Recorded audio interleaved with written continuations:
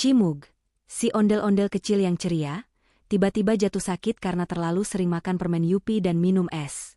Tenggorokannya gatal, batuk nggak berhenti, dan hidungnya meler terus.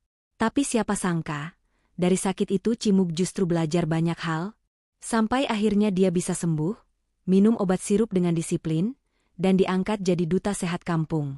Tonton cerita seru dan lucu ini sampai habis ya, karena ada banyak pelajaran penting tentang menjaga kesehatan, mengatur pola makan, dan tentunya, jangan lupa jajan boleh asal tahu batasnya. Cerita ini cocok banget ditonton bareng keluarga, teman-teman sekolah, atau jadi tontonan edukatif buat anak-anak di rumah. Yuk tulis sholawat dan asal daerah kalian di kolom komentar. Jangan lupa like, komen, dan subscribe biar Cimug makin semangat berbagi cerita. Bagikan ke grup WA atau Facebook keluarga kalian, biar makin banyak yang belajar dari kisah Cimug.